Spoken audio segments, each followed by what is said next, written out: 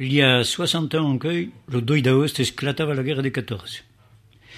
Rêveu un pensier le soldat au 163e desfilant en cantant sur la vengueuse de la gare nègre du monde. Avait 14 ans da côté. En octobre, mi retrouverai à l'école.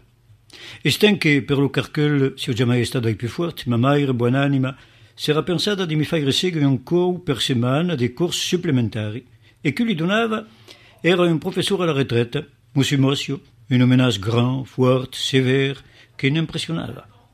Cada dijou, en d'autres scolans, se recampavan en lo seu bureau.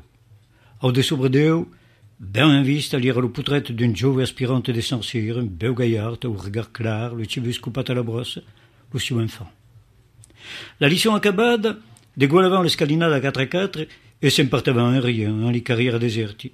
Come la radio n'esistava pas encara e que le journal ne liegeavan pas, la guerra per notre n'era rien autre qu'un bot. Accord durait quelques semaines. Un dijou que s'y presentaven comme l'accostumada, la vieille domestique à peine oberta la porte disparaissait. Eraven aquí, plantat, sur la planète, mute, surprise, venant au fond de l'appartement au davant, devinavant plutôt, comme un remords de sanglute. La bonne vieille revenguait et nous faguait entrar en le bureau. Il veguerian le magistre, non pas assetat à la sua taula, ma nous virant l'esquina, dretch, immobile, davant le portrait de son enfant.